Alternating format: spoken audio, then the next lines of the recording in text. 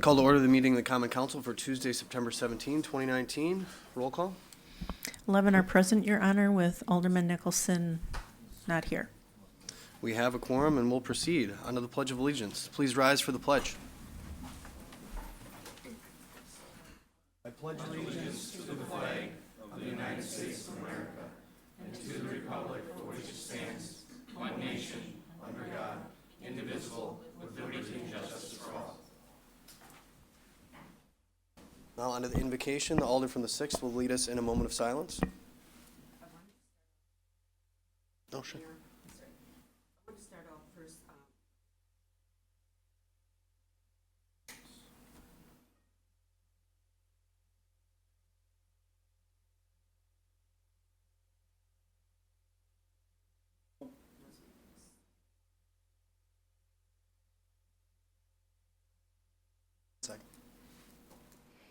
You're on. Okay, I just wanted to start out with, I tried to get the, a rabbi to come in, but we don't have a resident rabbi. The rabbi that was here, she retired about 3-4 years ago, and he comes in from Milwaukee twice a month. So he said he would like to do it Skype, but I don't know how to do that. So instead, and I had no time, I would have asked the imam to come, as these are the Christian, the Jewish, and the Muslims are all part of the monotheist religions, and we have a number of those in our community. So I thought it would have been nice, but I didn't have time to get the imam. So I thought I would just do a moment of silence. So if we can just all bow our heads and just reflect.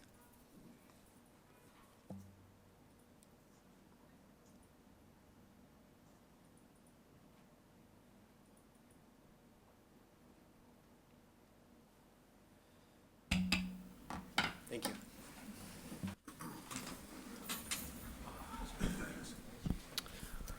Item D, approval of the minutes. I'll entertain a motion to approve the minutes of the August 20, 2019 meeting. Motion made by Alder from the 9th, seconded by Alder from the 1st. Are there any corrections that need to be made? Seeing no requests, all in favor, please signify by saying aye. Aye. Those opposed, nay. Minutes have been approved. Approval of the agenda. Motion made by Alder from the 7th, seconded by Alder from the 6th. Any changes that you'd like to make? All right, all in favor, please signify by saying aye. Aye. Opposed? You guys have it. The agenda before you has been approved with those without any changes. Item F, report of the mayor. Just a few items tonight. Wanted to let folks know that we have the Heart Walk on Saturday morning out at NWTC, and there is a city team participating, so we're thanking them for supporting a good cause and wishing them a great walk. Also, on Saturday at 1 p.m., we do have the East-West game. I am Switzerland in this whole thing, but I will be participating in the coin toss, so really looking forward to that, encouraging folks in the community to support both teams. A real historic rivalry and a great community event to participate in. So wanted to note that. Also just wanted to touch on a grant that we won recently, thanks to the efforts of Ms. Jeffries and our Department of Public Works and Community and Economic Development Departments. We won a green infrastructure grant related to a code audit that will be undertaken thanks to the Great Lakes Champions. So there was an article in the Green Bay Press Gazette that touched on this a little bit. As you all might have noticed, we've experienced a little bit of flooding in recent days. So obviously we are focused on this as a city and looking forward to uncovering some of those barriers that might exist within our city codes to really invest in green infrastructure. We really can't build our way out of this problem with traditional solutions, although they will be a big part of it. Green infrastructure is going to be key. So just wanted to note that good news and thank all those who participated in the successful effort to win that support from Great Lakes Champions. And with that concludes my report. On to item G, announcements. Any announcements?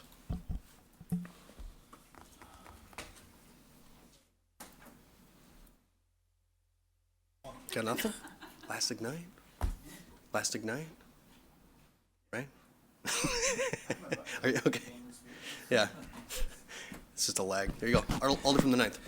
Thank you, Mr. Mayor. I have actually three things, and I'm going to refrain maybe from the shameless plugs.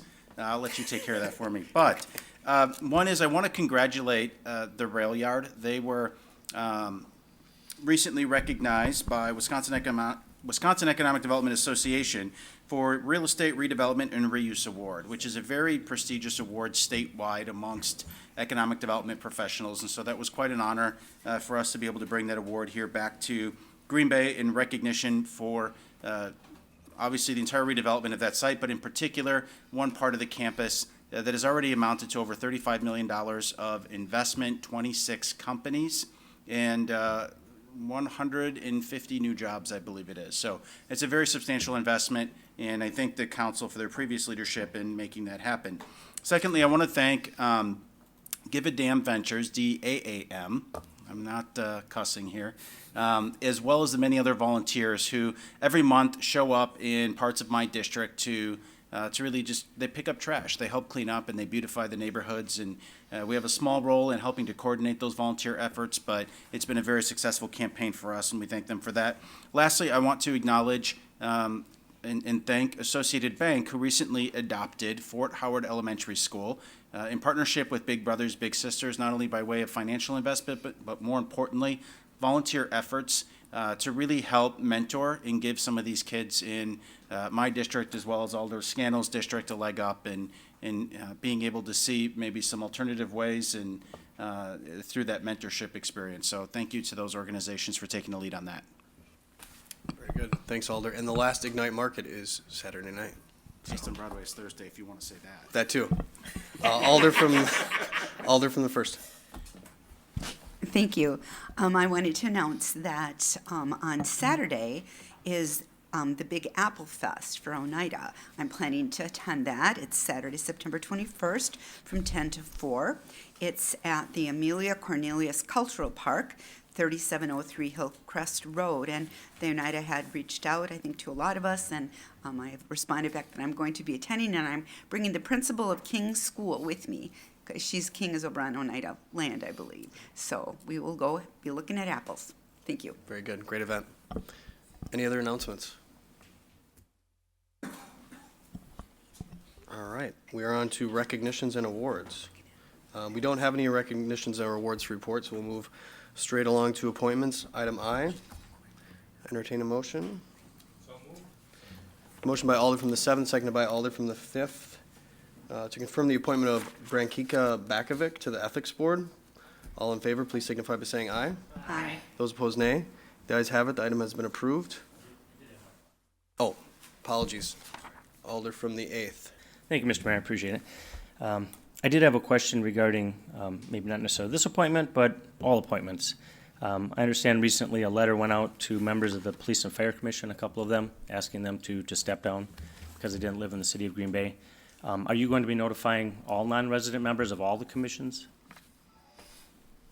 So that is not my intention to take a bright line on that, but the Police and Fire Commission is, I would say, one of our most powerful, most important commissions or committees or boards in the city of Green Bay, have the power and authority to hire and fire. And when those two appointments were made, those folks were within the bounds of the city of Green Bay.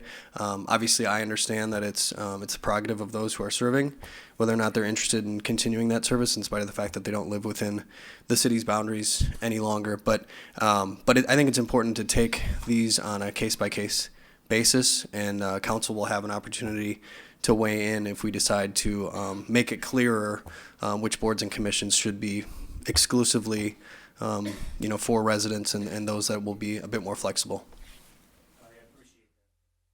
I've always been a strong proponent of, I think if you work for the city, you should live in the city of Green Bay. I know that's changed recently, but so I really don't have a problem if you're on a commission that you should live in Green Bay. I was curious because I think 4 of your appointments previous to this had been outside of Green Bay. Somebody from the Public Arts Commission, Sustainability Commission, Traffic, Bicycle and Pedestrian, and Transit Commission.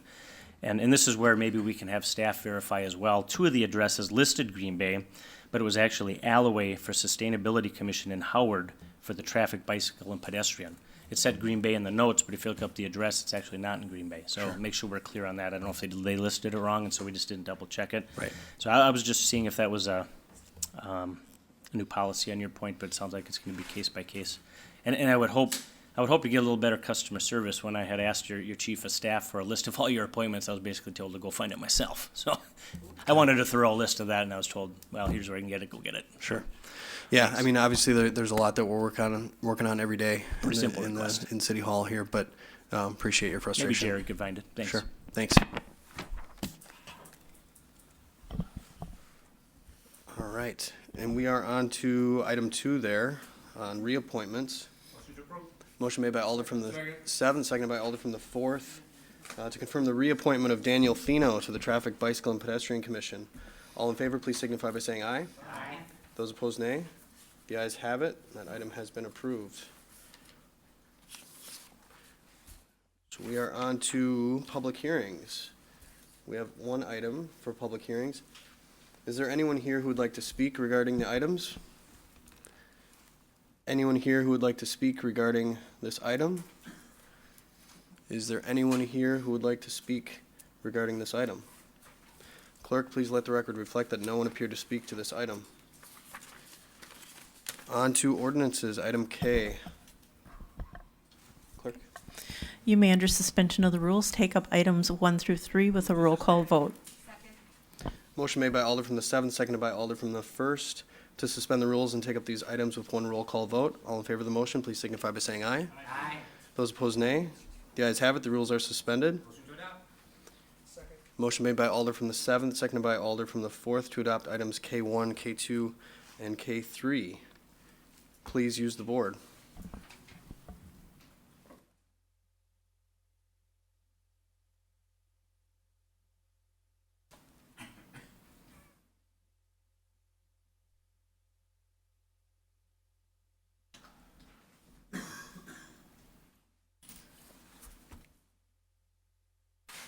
Those items pass 12-0. On to item L, report of the redevelopment authority, August 20, 2019, and September 10, 2019. What are your? Second. Motion made by Alder from the 7th, seconded by Alder from the 1st, to approve report L, which is the report of the redevelopment authority from the meetings on August 20, 2019, and September 10, 2019. Any items under this report you wish to handle separately? Item 8. 1 and 2. Any others?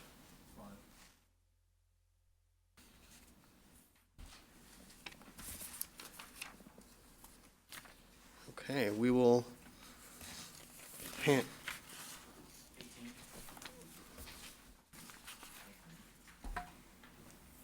Any others? Items 1, 2, 5, 8, and 18 will be handled separately. Hearing none others, all in favor of approving the remainder of that report, please signify. Mayor, which is basically refers to, maybe I pulled the wrong two. Just having problems. Refers to low income housing. Affordable housing? Pardon? Affordable housing? Affordable housing. Director Vonk? Which number is that? Proposing an affordable housing extension resolution. That would be item number 3, item number 6, and item number 10. 3, 6, and 10. Okay, did someone pull one of those? If not, I'll pull all 3, and then I won't pull 1 and 2, if I may, Mayor. Pull them back. What, the first 2 does not have anything to do with that, Correct. so I wanna push that back, I wanna leave those 2 alone. Okay, so items 1 and 2 we are not taking Yes, separately. please. Okay? And then, what were the 3 again? 3, 6, 10. Please. Thank you. Take it out? Okay. So I have items 3, 6, 10, 3, 6, 8, 10, and 18. Any others? All right. All in favor of approving the remainder of that report, please signify by saying aye. Aye. Those opposed, nay. The ayes have it. That report has been approved with the exception of items 1, 3, 6, 8, 10, and 18. I'm sorry, 3. So item 3 is before us, Alder from the 3rd. So Kevin, can you just give us the gist for the record, please?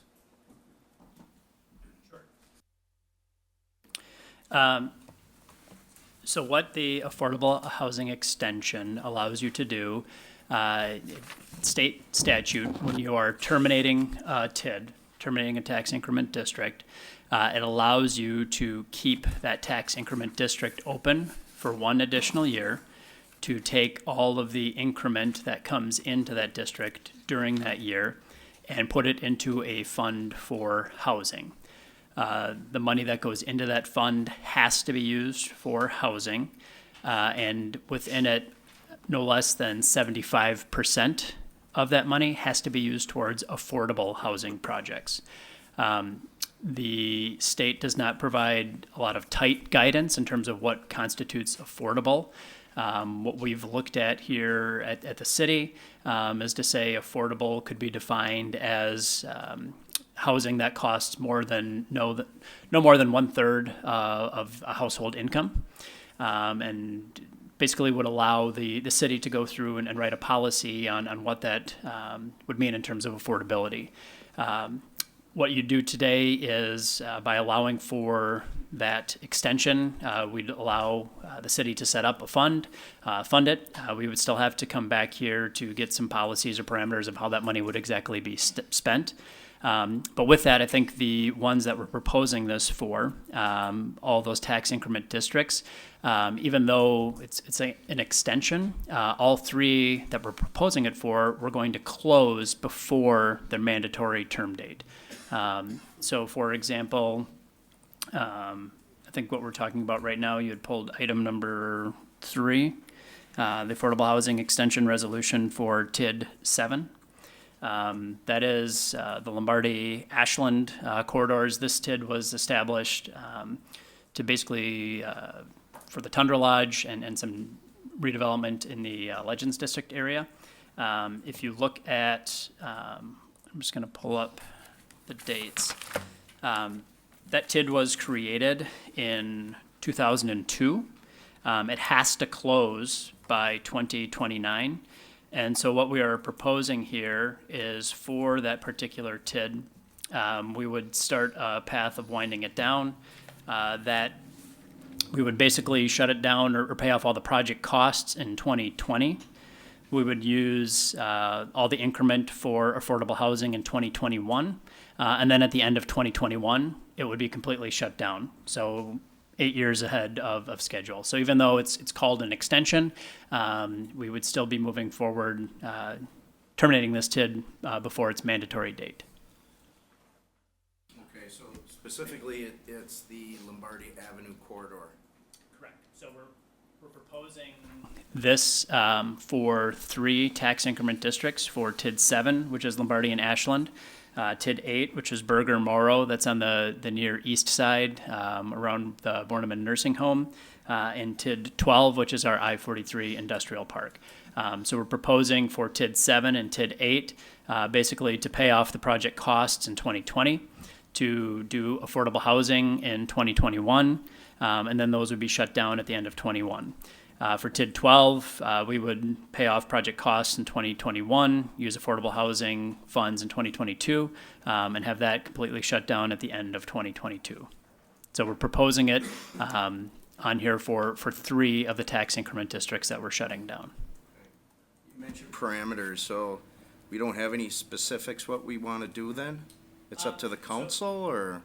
What we've discussed is, looking at, we have community block grant dollars right now that go into affordable housing projects. We're required by federal law that those monies be targeted towards low to moderate income individuals. When we do provide funds for those projects, there's strings that are attached and making sure that they do go to LMI individuals, and certain restrictions in terms of future sale or future rents.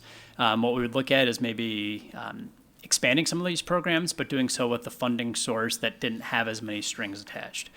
So something that we've talked about is, we have a home loan rehab program right now, which allows individuals who've been living in their home for a while, maybe need some repairs, to take a loan from the city, a low interest or no interest loan, put it as a lien against the house and do some repairs.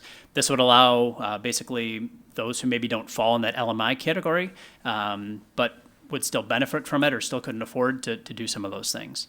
I think a bigger thing that we see, though, is the ability to leverage this into development projects for both redevelopment and new development, especially for projects that are not in tax increment districts. Whether this is single-family housing, or another good example would be the Friary project over at St. Mary's of the Angels.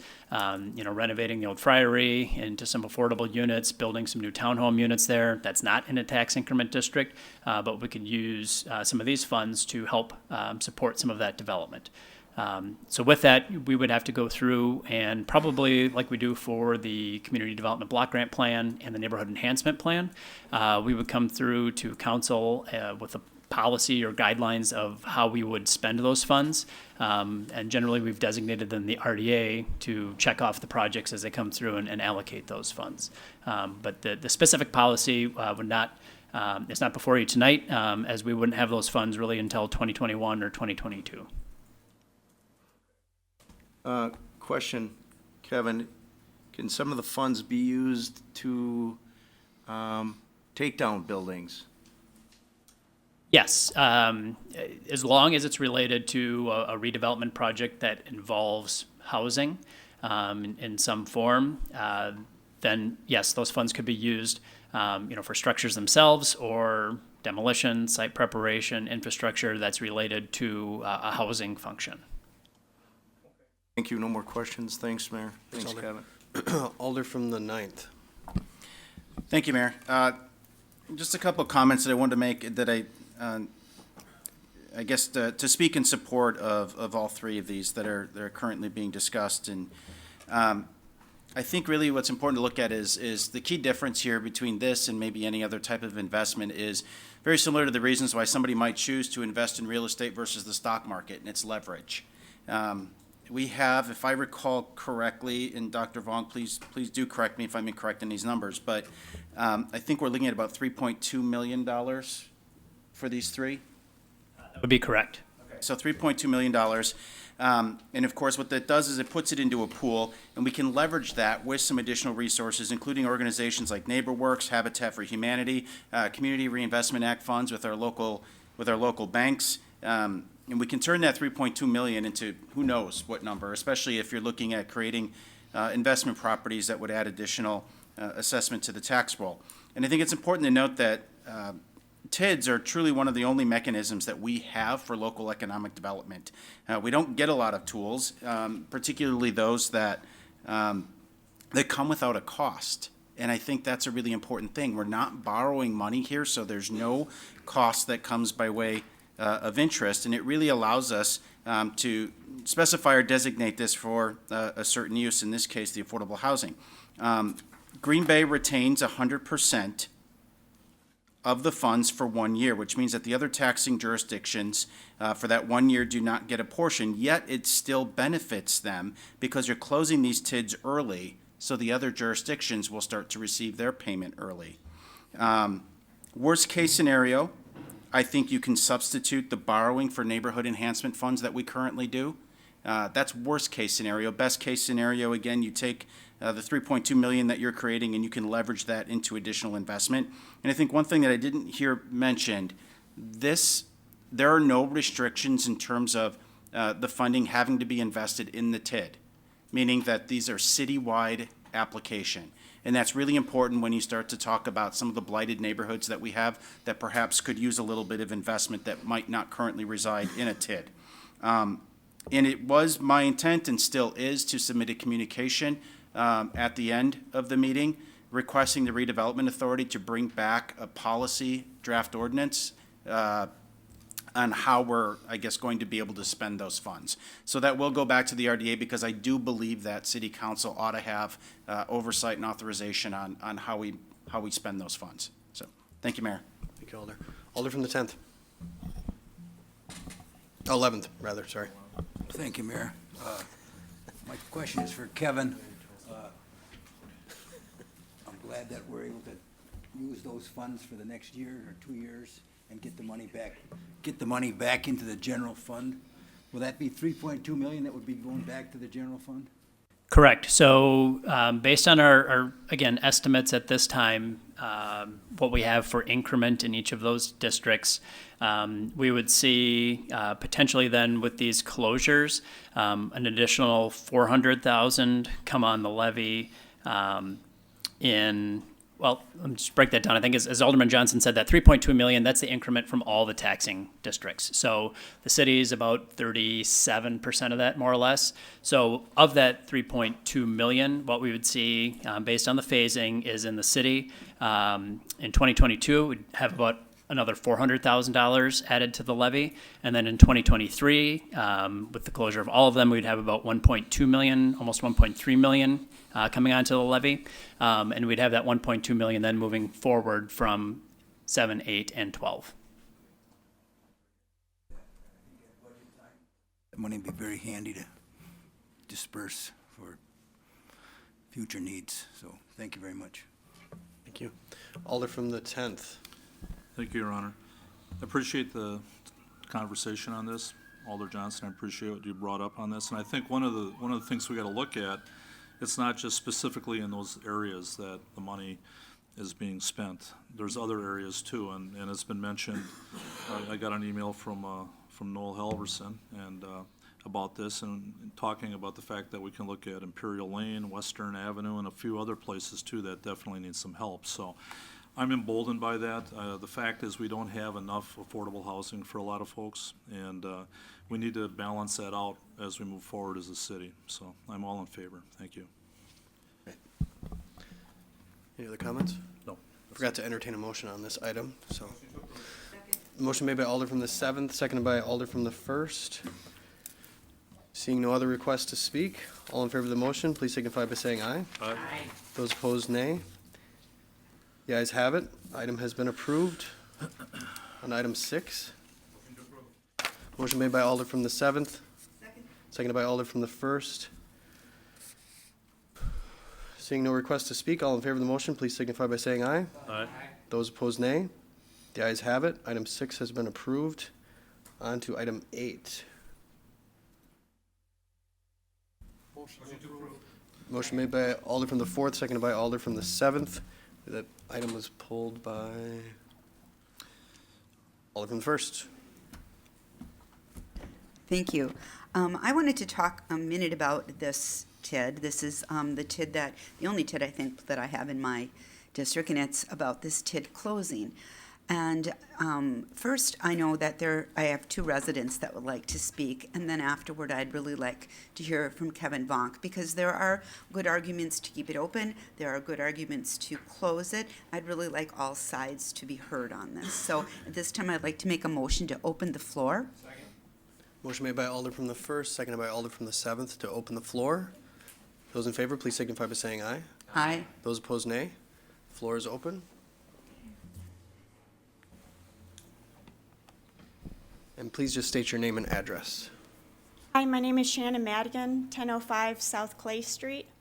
I'm here on behalf of 7180 and Scott Development in regards to the proposed closure of TID 9 located on Highway 54 and 57. In 2002, a developer's agreement was created between the City of Green Bay, 7180, and Scott Development, offering support from the city in exchange for annexation.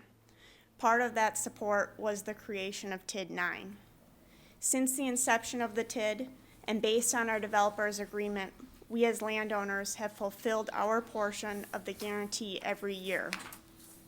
Any outstanding balance is the result of other expenditures and not related to our land. We were caught off guard by the proposed closure of the TID, but had a chance to meet with city staff following the redevelopment authority meeting. Unfortunately / fortunately, through those discussions, we realized that city's copies of our joint developers agreement, term sheet, and letter of commitment were lost somewhere along the way, and current city staff had not actually seen them. I gave a copy to them just last week, and upon following up, I was told the development team needs more time to review before meeting again, which I completely understand. Based on the positive note of our first meeting, I think there are solutions that'll work for all parties involved, but more time is definitely needed to make the right decision. I'd like to request that the voting to close TID 9 be put on hold until further review can be done and all parties can meet. Our concern is upholding the developer's agreement without a TID in place. Will you still be able to meet the obligations of that agreement without the TID? Thank you for your consideration. Thank you. Hi, I'm Diane Peters. I also own land in the business park. Your address, ma'am? 4426 Algoma Road, which is the same as Highway 54. I guess at this time, I don't feel enough marketing was done for the business park. We have no water out there. I own acreage out there, and I have a farm field full of manhole covers. And we gave the city some land to put a road in. The road has never been put in. Nothing's ever been done out there. It's been 15 years. So I agree with everything she said, and I would like at least them to take a look at the border agreement, and she has a developer's agreement. At least take a look at the paperwork before you make a decision on this. Thank you. Any questions? Entertain a motion. Motion made by Alder from the 7th, seconded by Alder from the 5th. Close the floor. All in favor, please signify by saying aye. Aye. Those opposed, nay. The ayes have it. The floor is closed.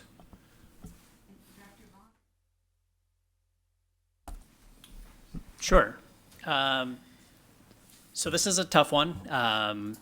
You know, as we've discussed this both internally, also with Ms. Madigan.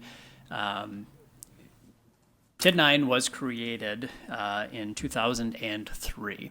So if we can rewind to that time, you can think about economy. Despite the 9/11 dip, was relatively doing pretty well, and population was expanding quite extensively, especially in the northeast area of the city and town of Scott. You know, growth was pretty abundant, and the city believed that this was going to be you know, kind of the next big wave of development up in that area. And so we engaged in a boundary agreement with the town of Scott. We created this tax increment district, and really within it created a planned unit development, which the zoning governing what was to happen there, feeling that this was going to fill up with a number of big box retailers, primarily along the 54-57 corridor, with then some light industrial as you moved further to the east. So with that, the development, for a variety of reasons, never materialized. I think as we've seen, you know, the recession, you know, starting in 06, but really, you know, 7, 08, 09, really kind of changed development patterns, changed growth patterns, also has you know, really changed the retail landscape in terms of big box builders, and they follow rooftops, and we just weren't getting the rooftops out there. With that, I mean, we did have some success in the light industrial side, you know, some small development that happened out there. Unfortunately, we did not get enough new development to pay for some of the initial investment that we made out in that area. So with that, just from a financial summary, the reason that we're proposing to close this TID is it's really running a deficit and will continue to do so and dig itself deeper into a hole. Going into 2019, the fund balance is nearly 1.5 in the red, 1.5 million in the red. And with that, every year we have had development, so we do have increment created of about $190,000 of new taxes coming in there. Unfortunately, our debt expenses are about $220,000 a year. So every year we owe more than we're taking in. So if we continue to keep this tax increment district open, which it's scheduled to close in 2026, we'll continue to go deeper into deficit. What we've proposed as part of really a package of adjustments to our tax increment districts is to use surplus from TIDs 7, 8, and 12 basically to fill the outstanding hole and then fill our outstanding obligations. We're about 1.5 in the hole, and we have nearly another 1.5 due in future debt service. So all in, we're $3 million that we need to basically come up with somewhere. If we do not use, state law allows you to transfer or allocate funds from tax increment districts to another, and we can do so through approval of this body and the Joint Review Board. If we do not do those allocations, then when the tax increment district closes, if there's a deficit, the municipality is responsible for it. And so what we put together is what we feel is, and this is in consultation with Director Ellenbecker and our development team, is it's fiscally prudent to do these amendments, to do these allocations and shut it down now before it continues to go further into debt. I think one of the things that makes us a little bit nervous is that the debt continues to increase. And we're also at the end of, or close to the end of our expenditure period. Again, with state law, you can't really allocate new expenditures into TID in the last 5 years. So that is coming up in 2021. And with that, in terms of development projects, while we have had prospects out there and have referred individuals to investigate further development, we haven't had a project move forward. And also, just given the time crunch, don't know if there's enough time in the TID to really get a deal going, to get that increment up and going. Even if we were to, let's just say, sign a deal tomorrow, best case scenario, and a project gets under construction and is open, sometime in 2020, it goes on the tax roll in 2021. Those taxes are due in 2022. So it's only really 4 years of taxes. Even if it's a mega $1 million project, that's not a lot of time to really fill that $3 million gap. And so with that and further discussion, with Ms. Madigan and with the development team, I think there's a few things.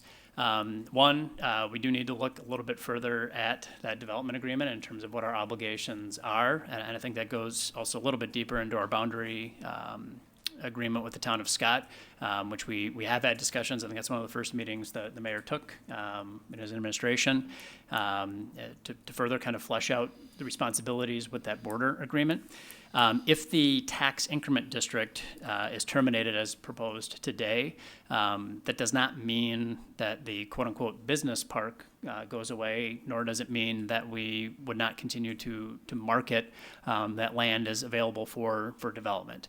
I think we have committed to putting on our next Economic Development Authority meeting some discussions about how to potentially look at this area again. I think in talking with some of the property owners, they'd be willing to reconsider some changes in the zoning out there to maybe target more manufacturing and industrial versus the commercial, which I think would be good in terms of that's the space that we need in the community.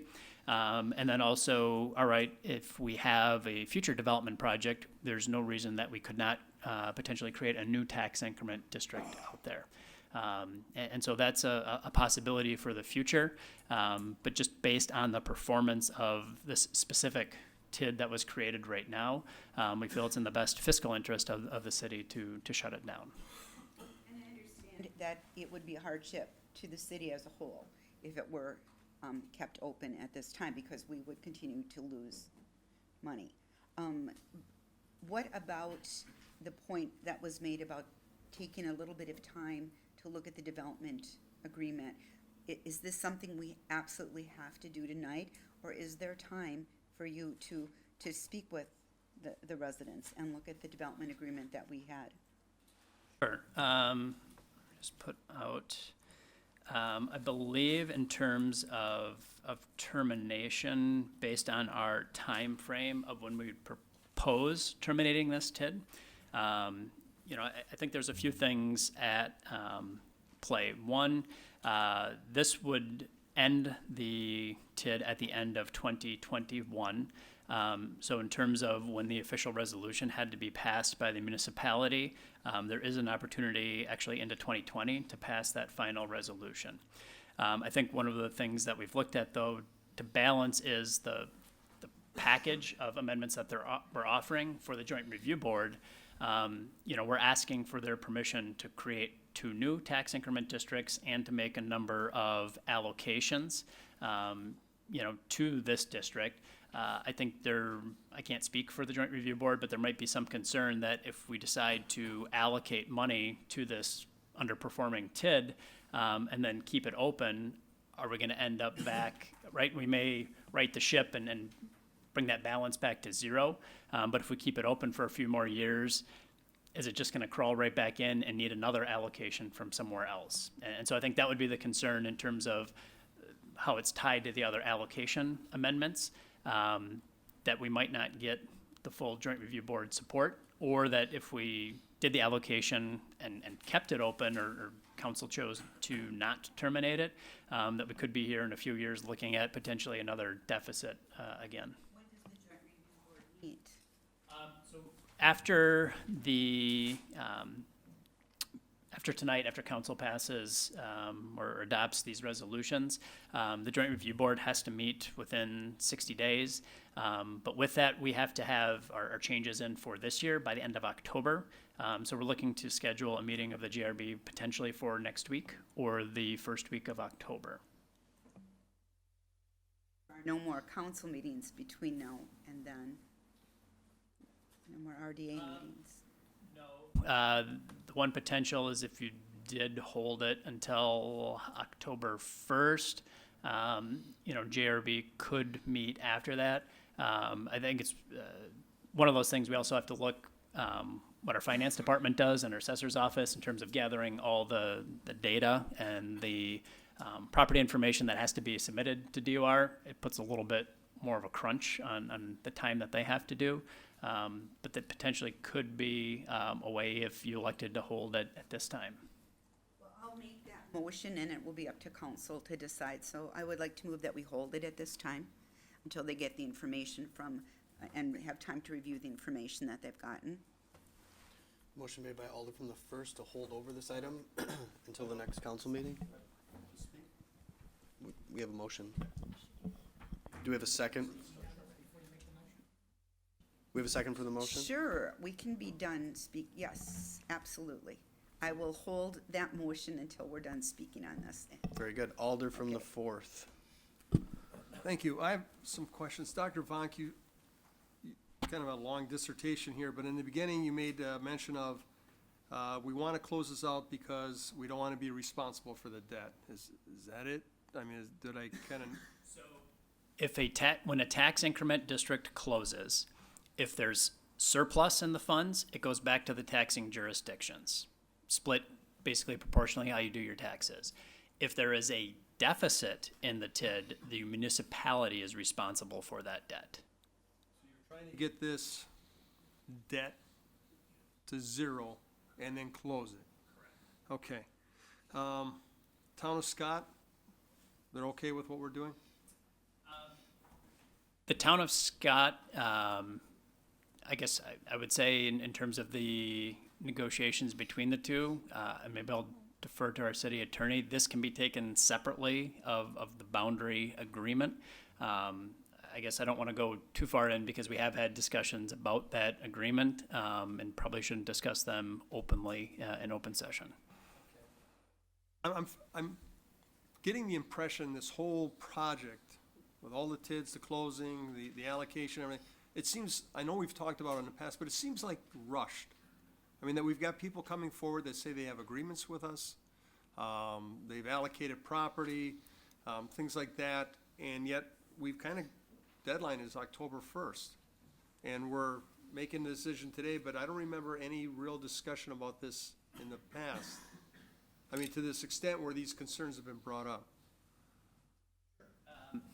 I think one of the things, as I mentioned with Alder Dorf, is that we've sat down, Director Ellenbecker and I and our development team, and really kind of looked overall at the performance of all of our tax increment districts and how that plays a role in both just our fiscal health, our bond rating, I mean, everything like that. And really, I know there's a lot coming on here, but we really feel that these are all really coming together to basically look at what's worked in the TIDs, what hasn't worked in the TIDs, and basically correct moving forward, to be able to put us fiscally in a good position moving forward.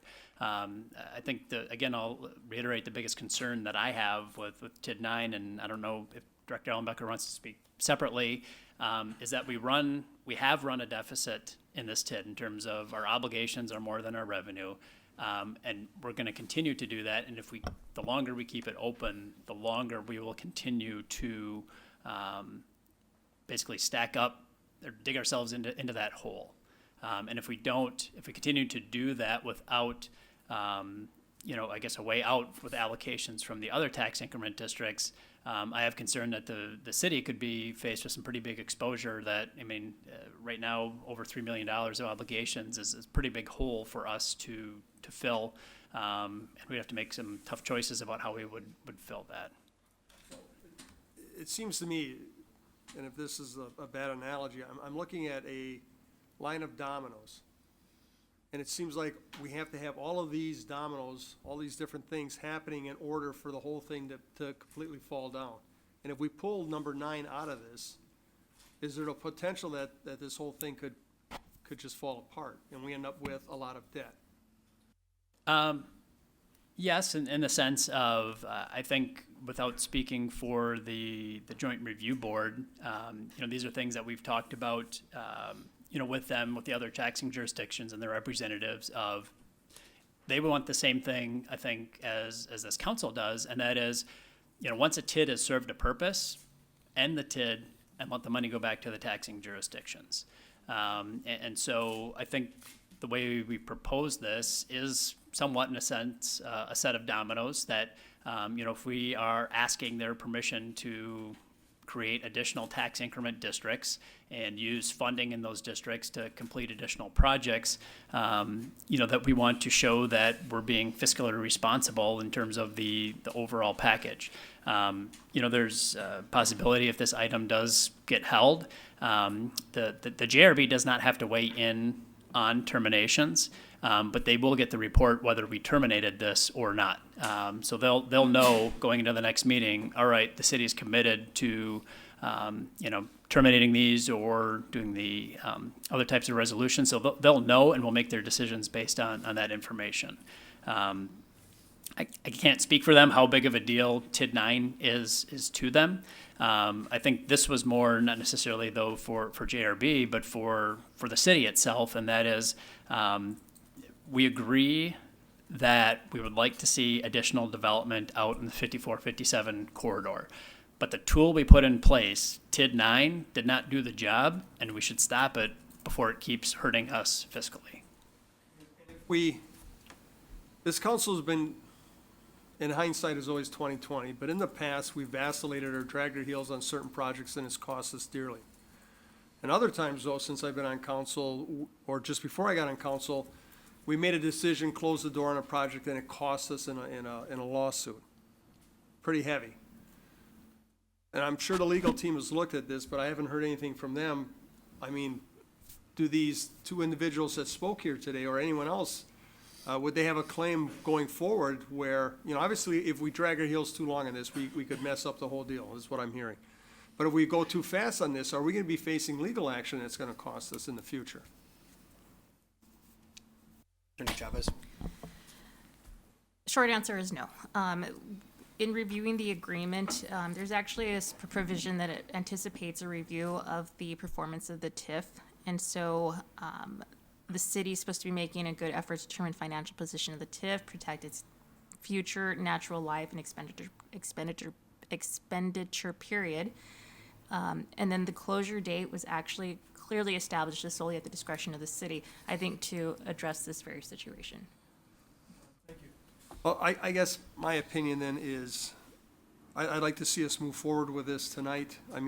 You've made statements here that we're gonna try and appease or meet with at least these 2 individuals here in the town of Scott to try and come out with as best an agreement for everybody, to be fair. So I support moving ahead with this. Thank you. Director Monk? Sure. Just respond to Alderperson Galvin. I think in terms of the good faith effort to move forward, we did say that we would put an agenda on the next Economic Development Authority meeting, really to talk about this. The EDA is the one really who is tasked with developing our business parks. I think we've discussed closing this TID down with them, but to discuss with them, okay, what's the future type of development, and really to get our arms around what's the right type of land use out there, what's the right type of marketing that we need to do, and then be ready for creating another tax increment district when that development would come. So that will be placed on the agenda at our next EDA meeting. Alder from the 12th. Thank you, Mayor. Couple thoughts. I think it's a major setback for the city in a lot of ways. Perhaps we were overly aggressive in planning this. Almost all of us were not here at that time. So going back, vision were 2020, perhaps the city would not have been so aggressive in this area, but of course we can't predict future events always. But for those who have questioned TID districts and TIF districts and whether or not moving forward with such zest on some of these projects is a good idea, this is a pretty good reminder that we really need to look at these things very carefully. But one question I have for Director Vonk is on the agenda item, the report that comes through our system here. On the background statement of this agenda item, it says sufficient property tax increment will be collected as of 2020 tax roll payable in 2021 to cover TID 9 project costs and thus should be closed before its mandatory termination date of October 7, 2026, or 2026. Obviously, I know that that's a background and it's very succinct, but is that true? I mean, I think that might be a misleading statement because if I heard you correct, I think we're using revenue from other TID districts to cover this? Sure. So that is correct. So what we would look at doing in 2020 is when TID 7, TID 8, and TID 12 would make their allocations to TID 9. All in, it would be about $2.6 million, which would cover past debts and any future obligations. So TID law allows you to make those allocations and count that as tax revenue. So there's only going to be $190,000 of revenue from TID 9 itself. The 2.6 that's needed to make up the difference will come from allocations from those other tax increment districts. So from a visibility standpoint to our constituents and the public and all those affected, I think we need to correct that a little, put a little more detail in there, because that statement, I don't think, I'm not saying it was intentional, Director Vonk, at all, but I don't think that's a very true representation of what's happening. There is sufficient property tax increment, but it will be collected from other TID districts. I think if this appears before the council again, whatever we decide tonight, I think we need to be very clear in that background information so that we're completely, fully, 100% transparent, because it is a setback to the city, and we need to be very clear on what that means for our other TID districts. So thank you, Mayor. Yes, so I think two parts. One, the presentation that was made to the redevelopment authority, clearly stated cash flows and where that money was coming from. And I think the other point is in all of the resolutions for the allocations, it's clearly stating that TID 8 is going to allocate a certain sum of money up to a certain sum of money for TID 9. But I think, yeah, in terms of the report, the closure, that is definitely the intention, is to use allocation to close that out. Yeah, thank you for that explanation. Again, I don't want to come off like I'm accusing you of hiding that information, but it would be helpful if that was in that background information for this specific agenda item, because it kind of creates a lot of balance to look at this more objectively when we make these decisions. So, thank you. Alder from the 10th. Thank you, Your Honor. Director Vonk, I was just gonna ask, if we waited for this October meeting, how much more would the city stand to lose? I mean, it's only a couple of weeks, but is there any idea? Yeah, I guess it would be predicated on what the joint review board decides to do at their meeting. So I guess I can't answer that. Okay. I think one of the things, you know, the fact is we can still develop on that property. I just wanted to have that TID there, so that's good that we still have that opportunity. And the fact that we can borrow from other TIDs, you know, I mean, that, you know, that's kind of a last resort, if you will, at times. And in a sense, I would like to see those TIDs kind of take care of themselves and not have to borrow on those. So as much as I, you know, feel like the folks that testified, it's very important that they came forward with what they did. I'm a little uncomfortable letting this drag on too much longer. So we'll wait for the vote. Thank you. Alder from the 7th. Thank you, Your Honor. Yeah, I'm for closing the TID now. I don't know what we would be in those agreements that would want us to keep this TID open. I can't imagine there'd be anything of significance that would make us say, oh, this TID's going to be okay now. The only concern is that we don't want to be harming anybody we've gone into agreement with. And I think Alder Galvin, thank you, reading my mind again, asked the questions about, you know, we're not liable and we are making a good faith effort to make everybody whole. I don't know what more we can do. I can't see how holding this is going to do anything. I think we're going to have to shut it down. Let's just shut it down and move on. So, thank you. Alder from the 8th. Thank you, Mr. Mayor. Always have to point out how this is another example of how council meeting once a month hurts our efficiency and our service. I think if we had met twice a month here, you know, we could have handled this the meeting before and had 2 weeks' time to hold it up and look into it more. So maybe keeping that in mind for next year. September really isn't a summer month, so we really should be meeting twice a month in September.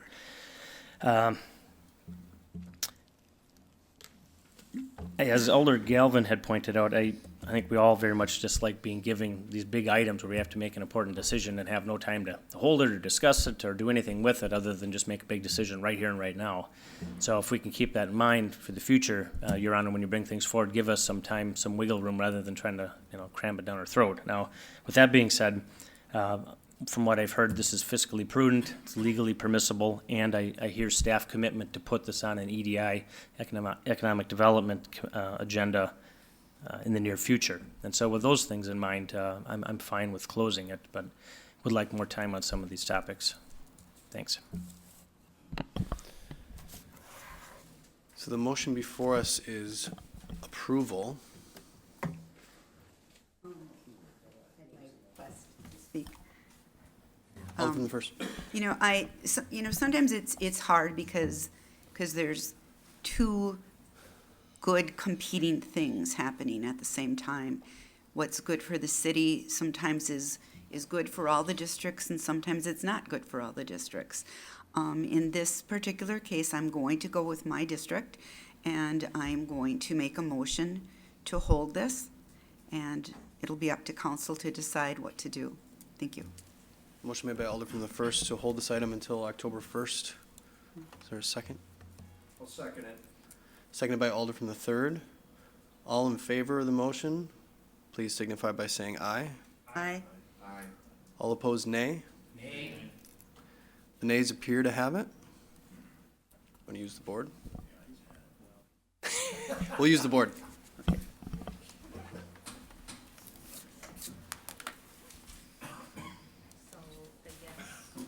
Holds it.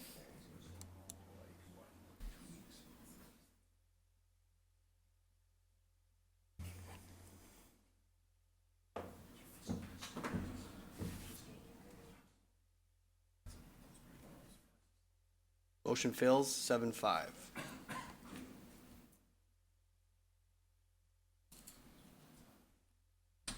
Entertain a motion?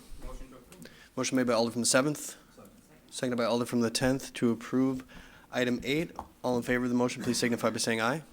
All opposed, nay. The ayes have it. The item has been approved. We are on to item 10. Any discussion regarding item 10? Motion made by Alder from the first, seconded by Alder from the ninth to approve. All in favor of the motion, please signify by saying aye. Aye. All opposed, nay. The ayes have it. Item has been approved. We're now on to item 18. Motion made by Alder from the seventh, seconded by Alder from the first. The item was pulled by the Alder from the ninth. You have the floor, Alder. Thank you, Mayor. I just wanted to provide a little bit of background on this. This is a resolution targeted, obviously, at the relocation of the coal piles that are located in my district. This was a resolution that was originally drafted before the RDA. I had simultaneously been working on a separate resolution to come before council, and at the RDA, there was discussion about maybe some things that I wanted to reconcile between what I was looking at and what the RDA had drafted. And I just, again, because of that discussion at RDA, I wanted to provide some clarity here. I did request that the RDA's resolution be forwarded to the full council as a joint resolution, which the RDA agreed to, and I am fine with that without any revisions. I obviously support this. This is a project that's been a long time in the making. And pending council approval of this particular resolution, I also just wanted to indicate that I'll be circulating a change.org petition so that the general electorate can have an opportunity to sign on to this particular verbiage, and those signatures can in turn also be forwarded on to the respective parties at the governor's office and our state legislature. So, thank you. Thank you, Alder. Any further comments? All in favor of the motion, please signify by saying aye. Aye. Those opposed, nay. The ayes have it. The item has been approved. We're on to M, Report of the Improvement and Services Committee. Motion made by Alder from the seventh, seconded by Alder from the first to approve Report M, which is the report of the Improvement and Services Committee from the meetings on September 4th and September 11th, 2019. Any items under this report you wish to handle separately? 8. 7. Any other items? 1. Items 1, 7, and 8 will be handled separately. Hearing none others, all in favor of approving the remainder of that report, please signify by saying aye. Aye. Those opposed, nay. The ayes have it. The report has been approved with the exception of items 1, 7, and 8. What are your wishes regarding item 1? Motion to approve. Motion made by Alder from the seventh, seconded by Alder from the first. The item was pulled by the Alder from the 10th. 10th, Alder, you have the floor. Thank you, Your Honor. Actually, reading this over, Director Grenier, we're still in the process of working this out, correct? As far as the opinion? Can you? Alder from the 12th. I'm not chair of that committee, but what had happened is we had a special meeting on the 4th. We referred it at that meeting to the meeting on the 11th, so we don't really have to act on this item. It's going to be discussed. It was pulled from one of the other alders. So they're related, but they're different.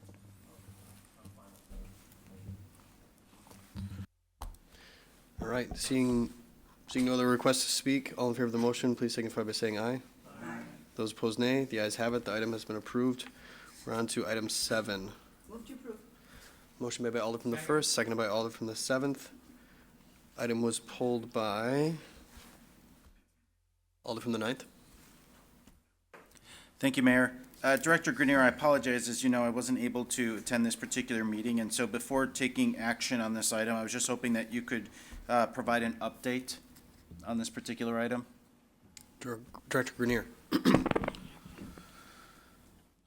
The storm lift station for Basin 110 is currently out for bid. Station 106, the lift station for 106 is under design, but the pumps, I understand, are to be received rather soon, so we're hoping to get that one built over the winter. And the flooding on Antoinette Street, we have put some temporary measures, including a temporary pump, in there. That's going to require a longer-term fix. As we had mentioned at several meetings, I was also not at the meeting Wednesday. I was coming back, but from what I understand, staff did give an update on this. The biggest problem with the flooding on Antoinette Street is the pavement of Antoinette is lower than what the current river level is. So it's very difficult to, we've got a portion of the city that's built below the river elevation. It's going to be very difficult to keep that dry. Alder from the ninth. Thank you. So, Director Grenier, when you say that there's a more long-term solution required on Antoinette, but that there was a short-term solution, are we actually implementing that short-term solution? For the time being, we are. Unfortunately, what it revolves around is the use of some portable 6-inch pumps. And we have been using those pumps every time it rains since around March. And those pumps are starting to get worn out. Out of the 4 pumps, I have one that's completely down, may not be repairable. I have 2 that are being limped along and one that's carrying the load, and right now that's actually out covering a sanitary break in Main Street on a 24-inch line that collapsed due to saturated ground conditions. So if we get hit with a rainstorm, most of my assets are currently tied up. We have 4 pumps, I guess, that can deliver that particular type of temporary relief. I mean, would the city benefit from having a 5th pump? We have 3. 3 that work. 2 of them are marginal, one of them is operational. I just had a conversation today with the city attorney to get clarification as to whether or not the loss of that pump could be considered an emergency action. She has concurred that, given the critical nature of the infrastructure it is protecting, that would be considered an emergency. We did reach out to the vendor that we purchased the 6-inch pump from earlier this year. That did go through a bid process, and it was a low bid vendor. They have agreed to honor the pricing from earlier this year, so we do have a vetted vendor for a 6-inch pump. And we are going into the rainy day fund to go out and purchase another one that hopefully will be delivered by the end of October. Thank you, I appreciate that update. And then, as it relates to the long-term solution on that, is that something that staff is currently working on? Yes. Okay, and will we be able to have an update on that at the next INS meeting? Do you need more time? I think we still need some more time. I mean, we're looking at trying to come up with an underwater solution right now, quite literally. I'm not sure what that means, but I trust you guys do, so thank you for the update. Seeing no additional speakers, all in favor of the motion will signify by saying aye. Aye. Those opposed, nay. The ayes have it. The item has been approved. We're on to item 8. Wishes regarding this item.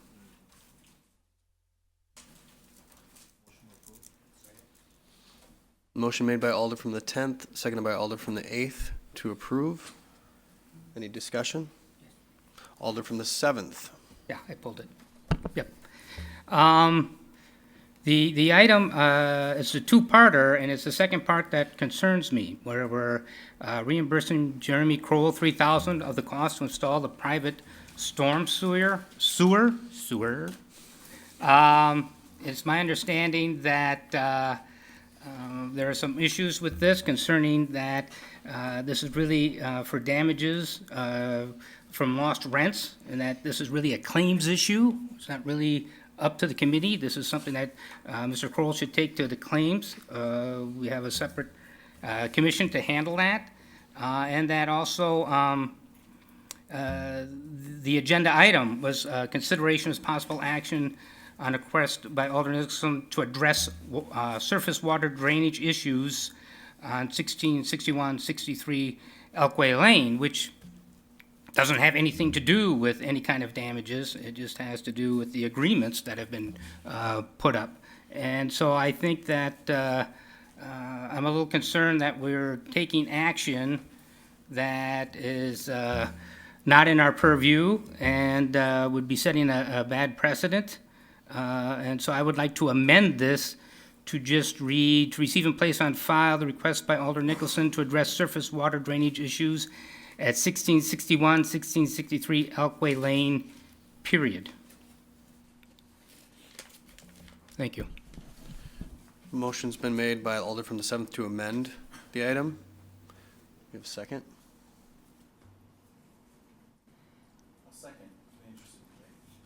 Seconded by Alder from the 9th. Attorney Chavez, would you like to weigh in on the comments from the Alder? Yes, Your Honor. So I share the same concerns the Alder expressed. The first one being that this was not properly noticed as an expenditure of funds. We try to generally get as much latitude as we can out of the agenda items, but we're actually spending money without telling people we're going to spend money. That's when we start getting into Open Meeting Acts violations. And so this really should go back and actually be approved as a separate item if that's the wishes of the council, not as an item that's brought out. And second, in reviewing the video, there was a number of discussions as to where these numbers came from and what the purposes of the expenditure was. So in order to spend public funds, there has to be a public purpose attached to it. We did some extensive research on what qualifies as a public purpose under the state constitution, and nothing that was identified in that meeting qualifies as a public expenditure. Instead, what we were hearing amounted to more of a claim, which should go to the claims committee under the city's ordinances to determine whether or not there is a valid reason for a person to be reimbursed for expenses that they incur. So with that, the recommendation of the law department would also be to receive and place on file. Thank you, Attorney Chavez. We also have a resident here who has expressed an interest in speaking. Motion made by Alder from the 10th, seconded by Alder from the 7th to open the floor. All in favor, please signify by saying aye. Aye. Those opposed, nay. The ayes have it. Sir?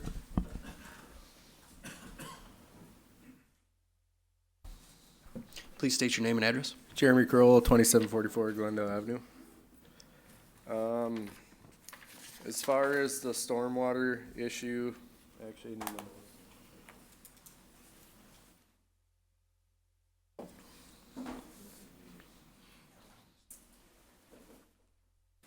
What I'm kind of wondering is how this went through the complete process, and then all of a sudden at the end of going to get occupancy, I get this thrown on me as far as, running this private storm sewer on my property.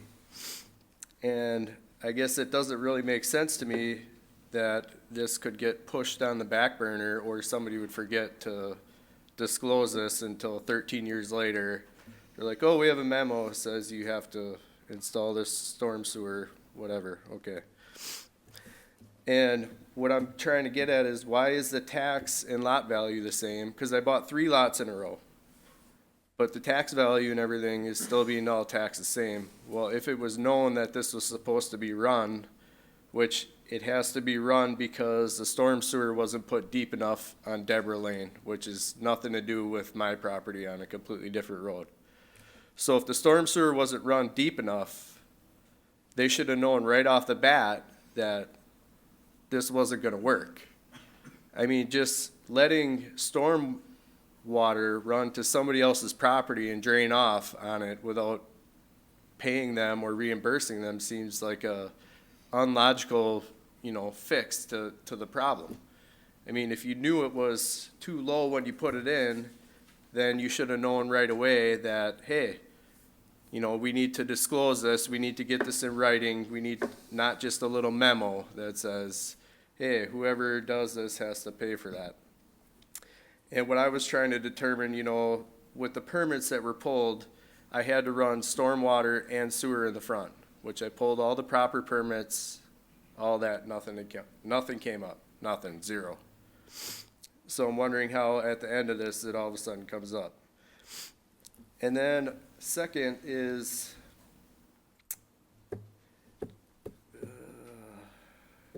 is the memo really considered a legal document? Or, I need some clarification on that, because with me owning the next 2 properties, I'm like, so if I decide to develop this property, are they gonna come across and be like, well, hey, we have a memo here, from 2009 that says, hey, you're required to pay $10,000 or $15,000 to put this in. It's not just hundreds of dollars that we're talking about here. We're talking about thousands of dollars. And who's liable for that?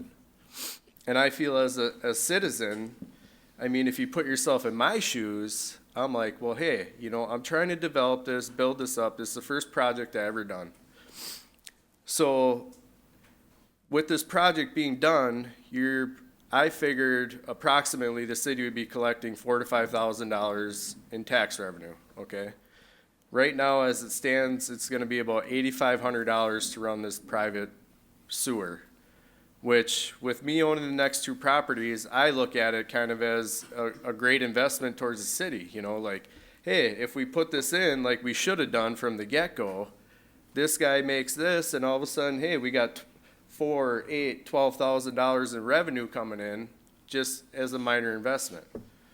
But that was one of my arguments that I had to that. I mean, if it were me, I'd be like, hey, put this in, let's get this guy going, let's get the revenue coming in, boom, we're good.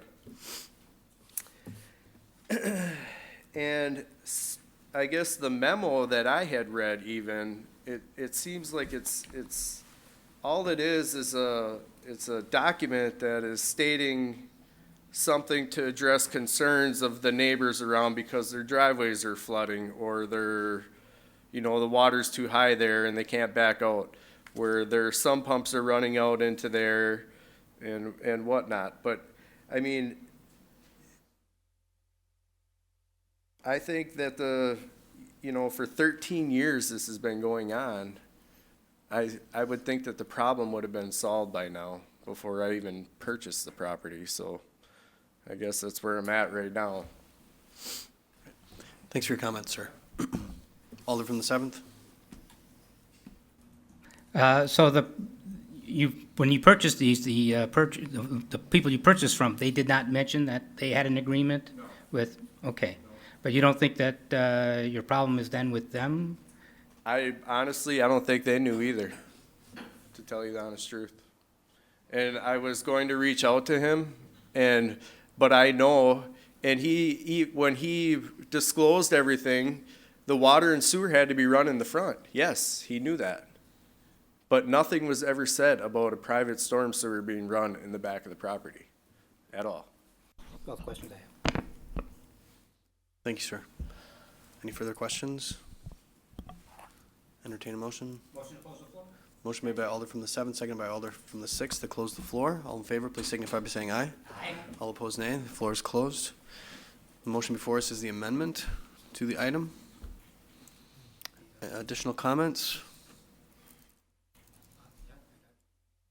Alder from the 7th. Director Grenier, did we not have an agreement with the previous owners to put in that sewer? The way that these lots came into being was the right-of-way for LK Lane on the southern half of the block between Irene Street, between Deborah and LK, was requested to be vacated. That public right-of-way was then adjoined to the adjacent properties, which was subsequently subdivided into smaller lots to make room for duplexes. Part of the agreement back in 2002, 2004, whenever that happened, was that because there was no storm sewer underneath that block of Irene. That block drained to the south and was picked up by stormwater inlets in the curb line near the radius returns of LK Lane. Those actually show on the drawing as two catch basins that are part of the private storm sewer system. So the drainage out there before the right-of-way was vacated was accomplished utilizing the curb and gutter in the roadway of Irene. When that half a block was requested to be vacated, that interrupted the surface water flow pattern and took out those two catch basins. So what was informed of the developer at the time was that he was responsible for putting that private storm sewer in. Now, it's my understanding this property may have changed hands multiple times since that, and it would become the responsibility, as I understand it, of the original developer to notify the purchaser and so on down the line. I agree that there is an issue here, but I think that issue is a civil issue. It's not something that the city is responsible for, which is why we had the city attorney at INS to explain this last Wednesday. And I think that even if there's others who's thinking that maybe we should be doing something about this, we have procedures, we have our ordinances, we've taken an oath to uphold. We should follow our ordinances. This claim should go to claims. It should be worked out there. If there's an issue that needs to go back to INS and we're going to be allocating funds, it should be so noticed. We should be doing things the right way. So even if you believe that the city should be paying $3,000, this is not the way we should be doing it, and I'm not sure that we should be. So I believe that we should just receive and place this on file, and if someone wants to end up putting a communication in to the INS, or if Mr. Kroll wants to file a claim against the city and take it to claims, I think that's the appropriate way to go. So I'm sticking with my motion. Thank you. Thank you, Alder. Alder from the 8th. Thank you, Mr. Mayor. Obviously, I was at the meeting, being on that committee. I think it's something the city's going to have to learn from, I think, moving forward, because we have departments who seemingly don't talk to each other. Mr. Kroll buys land, wants to build some duplexes, submits his plans, fully approved, stamped, sealed, here you go, move forward. What more would you want from a citizen to come forward? Here's my plans, gets the blessing, go ahead. Then, later, a mysterious super secret memo was found requiring a private storm sewer be installed. Now, why wasn't that found up front? That's mind-boggling for anybody, not in government, to try and wrap their head around, especially when you're planning on opening up your duplexes, renting them out, and start getting revenue to pay off your investment.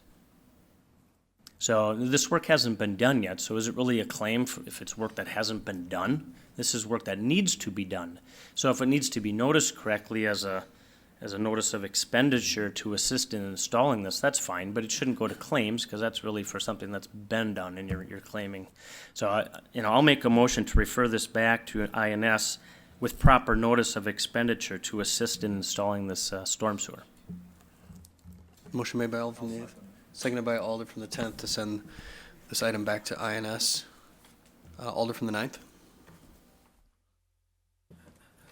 Thank you, Mayor. I think, when we're looking at this, we have two issues that are really before us, and one, of course, is the claim, and I think that merits its own discussion. But I think the other piece is the notice itself. I somewhat resent the notion that something sinister is occurring here, and that a notice has just mysteriously appeared. Simply because I think when you're talking about something that old and a transaction that has changed that many hands, it's really more about a policy and procedure issue that I do think needs to be addressed, and I'm going to submit a communication for that at the end of the meeting. Essentially, what you have here is a property that was acquired by the bank. My understanding is Mr. Kroll purchased it from the bank. So the bank was unaware. So when the bank acquires it, they didn't buy it, right? They took it. Well, the person they took it from isn't going to tell the bank or disclose that. That kind of process just doesn't occur. And so I think where the bigger issue here, and what I'm going to ask in the communication, is taking up whether or not we ought to be recording these requirements so that it's attached to the deed, so that when these transfers do occur, it's more transparent that these things do need to occur, and then the buyers are aware of them. It seems like a very simple act, although I don't want to oversimplify it if there are more complications involved with it. But I do also, if we want to refer it to INS, I guess I'm going to maybe ask Attorney Chavez, if that's done, can INS take the action that is proposed in Alder Wery's motion, or in your legal opinion, does that still need to go before the Claims Committee?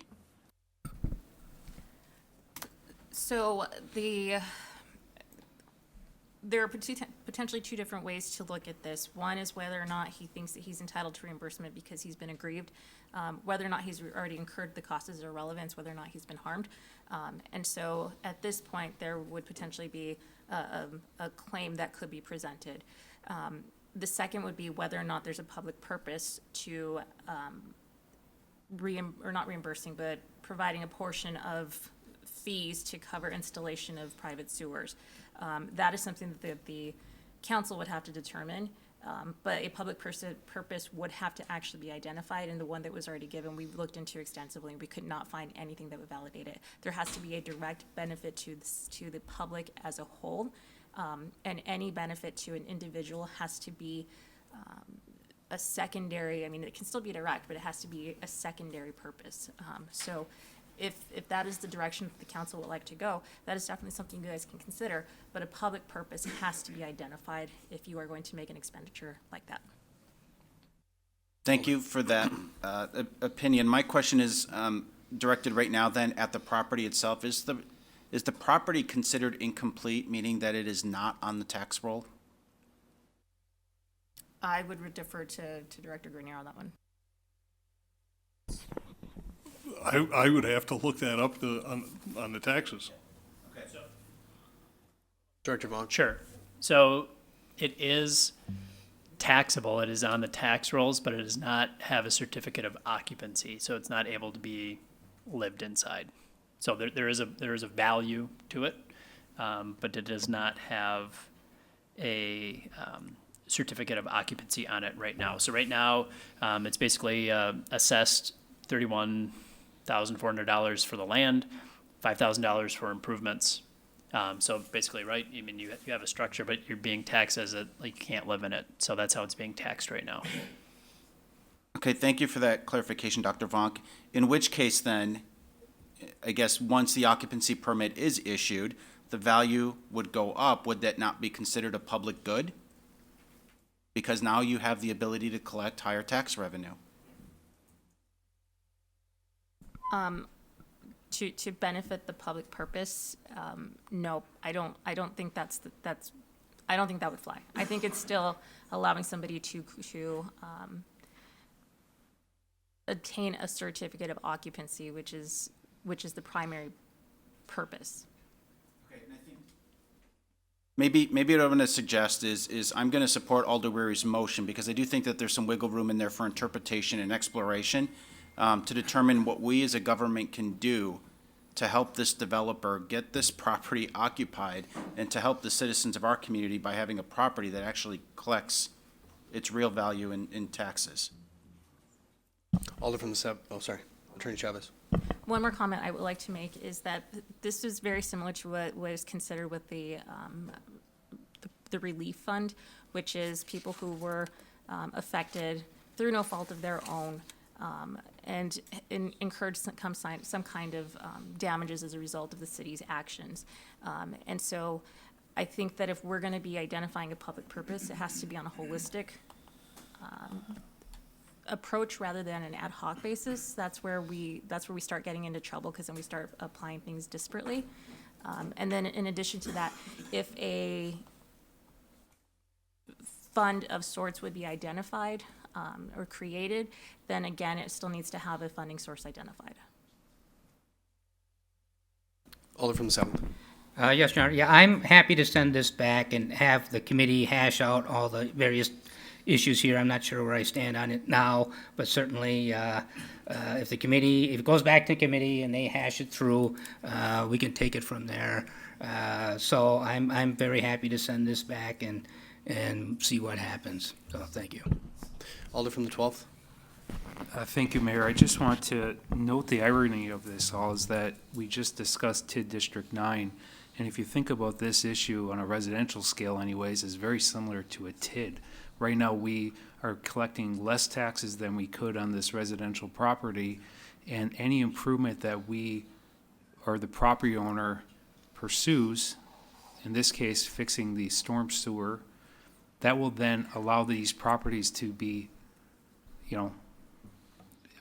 inhabited, if you will, which will then allow additional tax base to the city. So it's the exact situation we deal with when we deal with TID districts. So if you look at it from that perspective, perhaps you could make a case that the public good is being benefited, just in the same way you would say a public TID benefits the public, and kind of extrapolate that out a little bit. We just lost money on a TID. So I just want to dig a little deeper on the public good. Maybe we can find a justification there, either legal or some sort of precedent within the state of Wisconsin, because we are benefiting from this. And if you apply the same standards we do for TIDs and think outside the box, we certainly can make this happen. It was a mistake.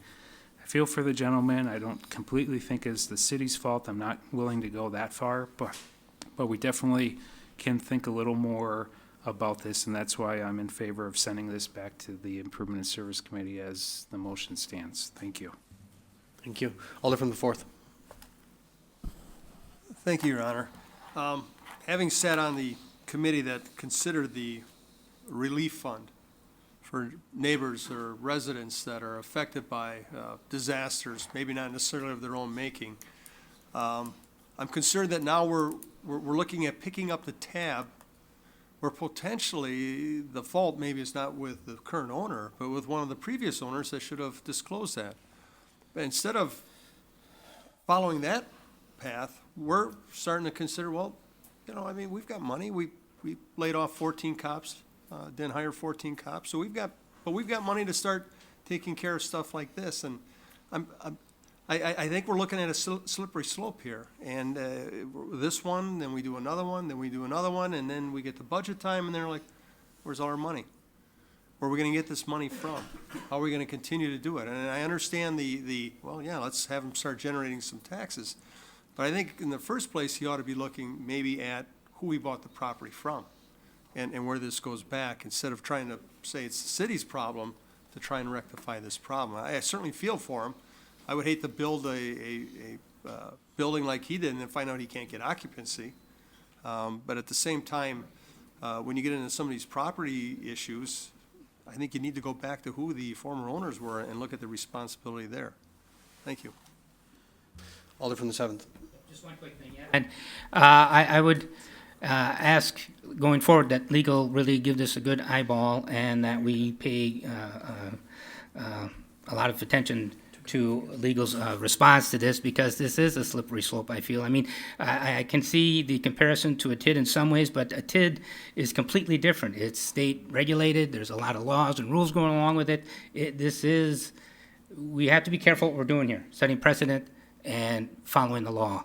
So I have no problem with the committee hashing it out, but I really am very anxious about this item, and I hope that legal can really give it a good thorough going over to present to the committee. Thank you. Alder from the 10th. Thank you, Your Honor. I agree with Alder Weary as well to send this back. I was at that meeting as well, and I guess one of the questions that came forward was that Mr. Kroll, he got all the needed permits in line, and then to find out after the fact that I had to put another line in. I think there was some concern and question about that as far as communication. So with that being said, I think it's really important that we look at a timeline as to the history of this project, going all the way back to 2003. And then maybe if nothing much happened in the first number of years, fine. But I think it's important to look at the owners that were of that property, including the bank, and the things that happened, because I think there were some things that didn't go right, and I really would like to hash that out at the committee. Let's see what else here. I think that's about it for now. I agree to referral as well. Thank you.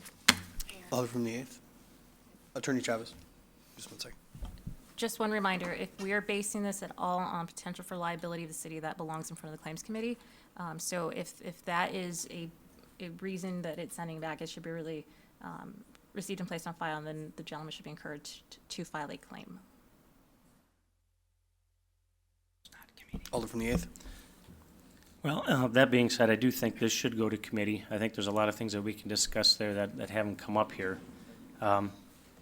And maybe there will be a separate claims angle, because a little bit of city CYA here, you know, interdepartment bungling and horrible record keeping.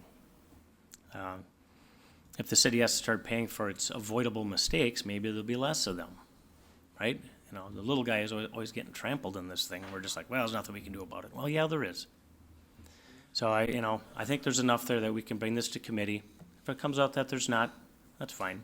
But I think we can discuss this in greater depth at a committee meeting, so let's send it there. Thanks.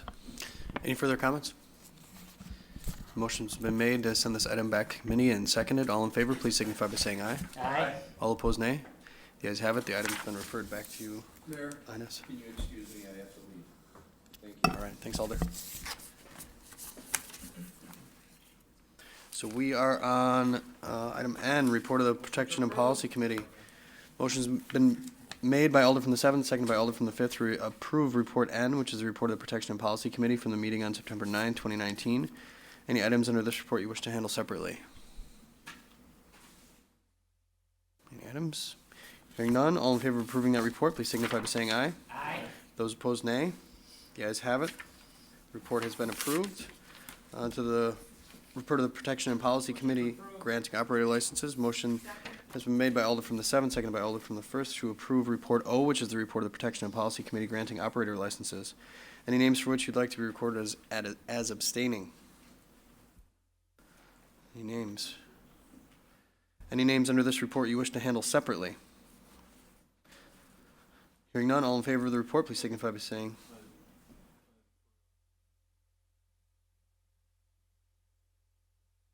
Say again, Alder. Leo Weicker. So I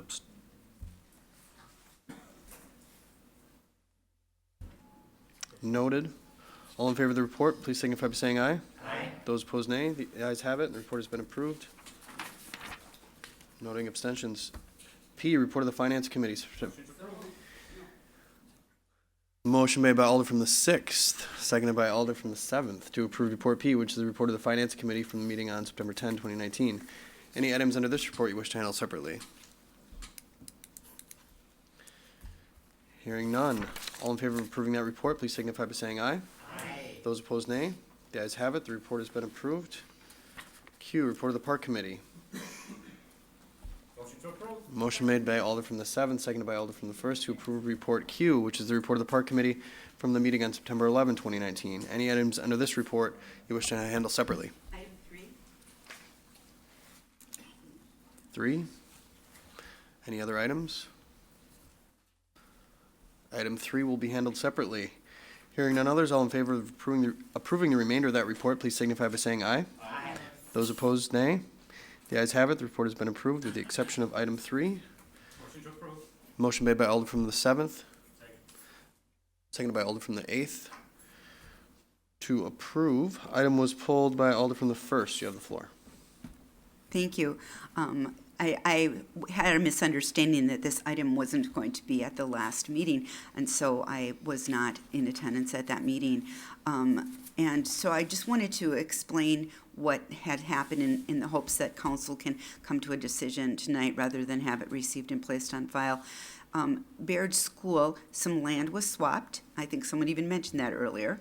And so now the playground, which used to be on city property, is on school property. It's a very nice playground, but for security reasons, and I spoke with the school district, no one in the community can use that park during school hours. And that is something that they've been used to using. And so I had communications with the neighbors, and I talked to Director Ditchite and looked at some other options, one of which was, can we put 2 playgrounds on that same Baird property? And that is not a good use, I think, of land or of funds. I mean, I don't believe you should have 2 playgrounds next to each other. But down the road a little ways it's called Mackenzie Lane Park, right, Director Ditchite?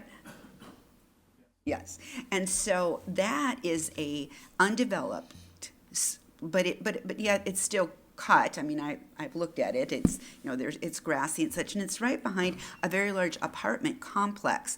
And so the neighbors that had talked to me, I talked to them, and I was kind of surprised, but they were like, "No, that would be great because it's still within walking distance."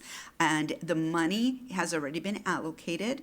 It was intended to replace that playground equipment. So I would like to make a motion that we put that playground equipment into Mackenzie Lane Park, and because the money's already been allocated for that. Motion made by Alder from the 1st, seconded by Alder from the 6th. Director Ditchite? Yeah, so at the time of the park committee, I was not aware that Alderdorf had spoken to the neighborhood, and so I wasn't sure if the neighborhood was supportive of putting that playground at Mackenzie Lane Park instead of Baird School. I spoke to Alderdorf today, and she told me she did speak with the neighbors. They are supportive of it. As she mentioned, the funding is still there to replace the Baird School playground. So I would be in favor of placing a playground a new playground at Mackenzie Lane Park. That park isn't completely undeveloped. What it is it's actually there's a nice prairie restoration project there that is maintained by the Bear Creek Preservation Foundation. And there's also a stormwater management pond that DPW manages there. And there's a lot of residential in the area with future residential, hopefully future residential expanding in that area. So I think that would be a good fit for that park if the neighborhood is acceptable to that. Can you give folks a sense for where that park is located, Director? Sure, it would be just south of Baird School. So that road that you go into their new parking lot, if you just keep going south, it pretty much dead ends at Mackenzie Lane for the most part. Thank you. Alder from the first, anything? Alder from the 12th. Yes, thank you, Mayor. I don't want to come across them against this, but I do think we need to discuss it a little more at the committee level. So if I could make a motion to refer back to the Parks Committee. Motion made by Alder from the 12th, seconded by Alder from the 7th to refer back to the committee. Alder from the 7th? Yes, Your Honor, I too was going to raise that point. I'm wondering, I appreciate the alder talking to the neighbors, and I don't disparage that in any size, shape, or form by saying this, but perhaps a notice of what our intentions are might draw more people out as to their opinion on this. So maybe, I want to ask the Alder and Dan Ditchnight, if this went back, is there really any hurry? Can we take a little time to just make sure we've noticed this properly to the community to get all the input that we could possibly get out of it? Alder? Would it matter for the budget hearing, or, do we have to decide in October? Director Ditchnight? Since the money is already allocated for a playground for that general area, it's not really sensitive to the budget. I will tell you that in any scenario, we would not be placing the playground there this fall. It would be done next spring is when that playground would be placed, because by the time we design the playground and quote it out, and then with the lead time on that playground, we would not even have a playground delivered until sometime in the winter. Rather, we refer this back. We got the time. Let's make sure that it's been fully noticed to the community and we get all the input. I'd hate to think that we go forward tonight and then somewhere along the line between now and we start construction that people who didn't realize find out and for some reason have any objection or some concern that we could address. So I support sending this back. Thank you. Alder from the 11th? Thank you, Mayor. My question was for Alder Dorf.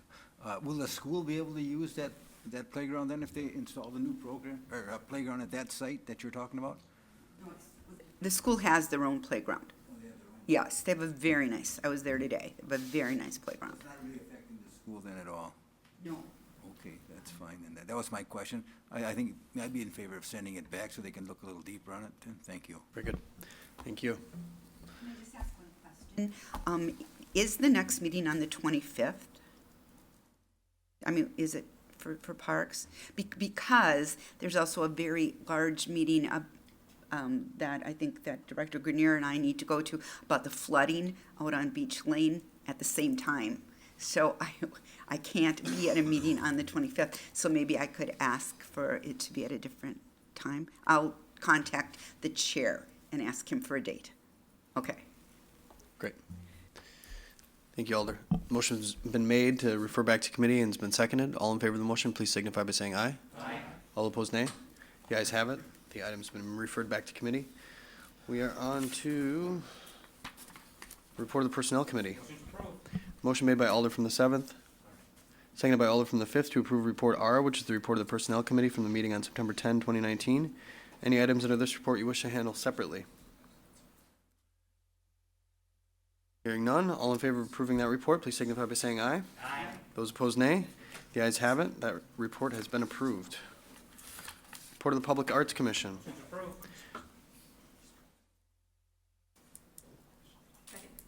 Motion made by Alder from the 7th, seconded by Alder from the 2nd to approve Report S, which is the report of the Public Arts Commission from the meeting on August 28th, 2019.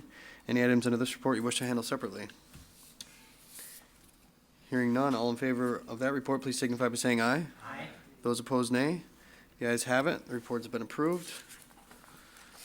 Traffic, Bike, and Pedestrian Commission.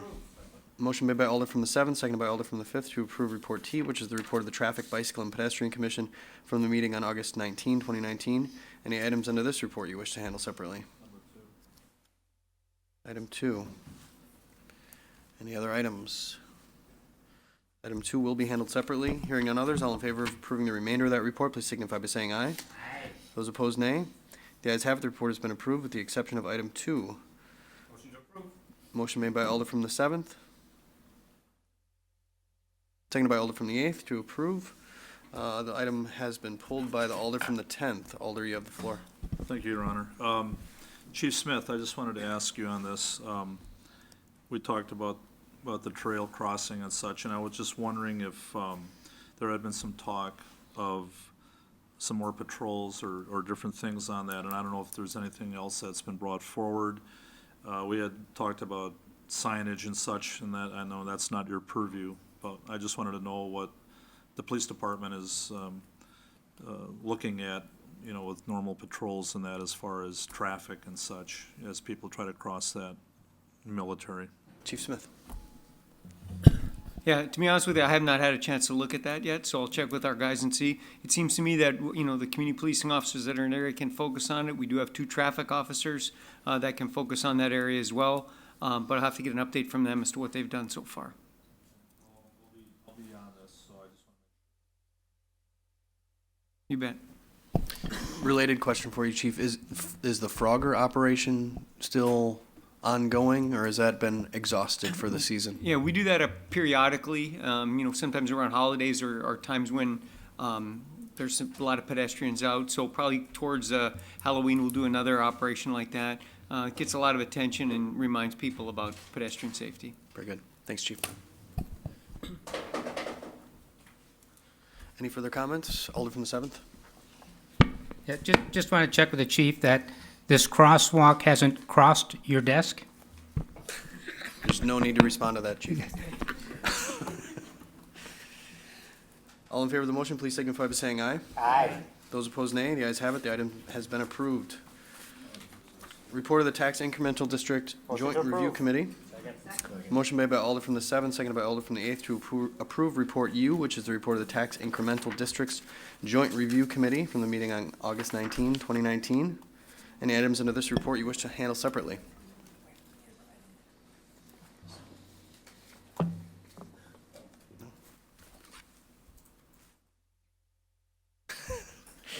All in favor, hearing none, all in favor of approving that report, please signify by saying aye. Aye. Those opposed, nay. The ayes have it. The report has been approved. Receive and place on file. Motion to receive and place on file. Motion by Alder from the 7th, seconded by Alder from the 10th to receive and place on file the building report for August 2019. Any discussion? Hearing none, all in favor of approving that report, please signify by saying aye. Aye. Those opposed, nay. The ayes have it. That report has been received and placed on file. Entertain a motion. Municipal court report. Motion made by Alder from the 1st. Seconded by Alder from the 10th to receive and place on file the municipal court report for August 2019. Any discussion? Hearing none, all in favor of approving that report, please signify by saying aye. Aye. Those opposed, nay. The ayes have it, and the report has been received and placed on file. We are on to resolutions. Clerk? You may, under suspension of the rules, adopt resolutions 1 through 18 with one roll call vote. Motion made by Alder from the 7th, seconded by Alder from the 2nd, to suspend the rules, take up these items with one roll call vote. All in favor of that motion, please signify by saying aye. Aye. Those opposed, nay. The ayes have it, and the rules are suspended. I entertain a motion to adopt resolutions 1 through 18. Motion made by Alder from the 7th, seconded by Alder from the 5th, to adopt resolutions 1 through 18. Please use the board.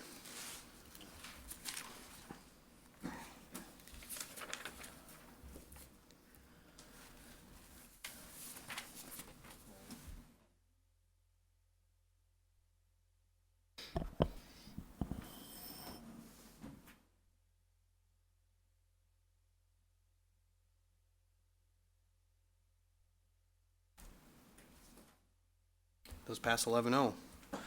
On to referral of petitions and communications. We have a communication on the agenda. Any other communications?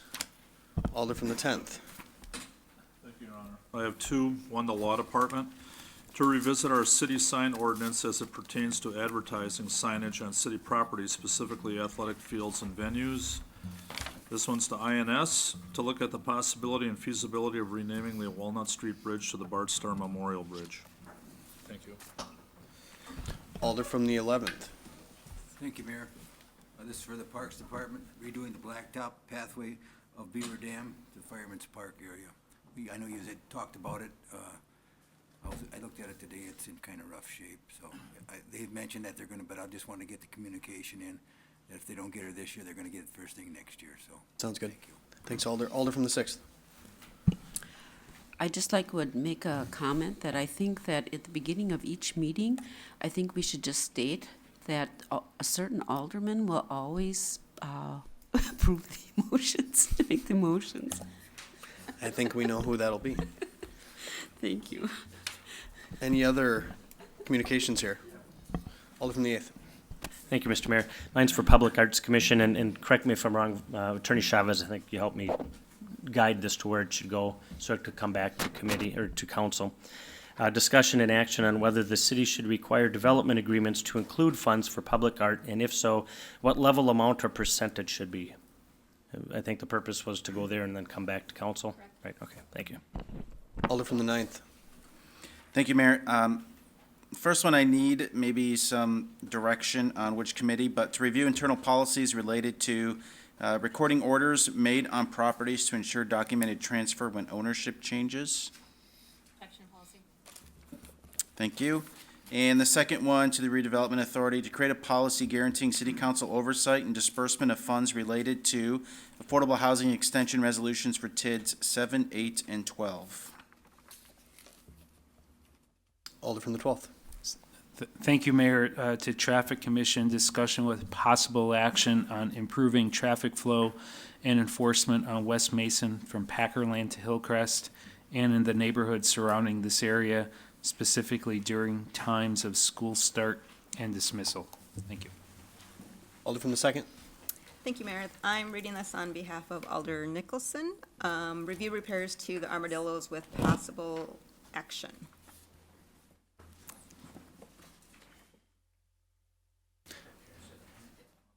Any others?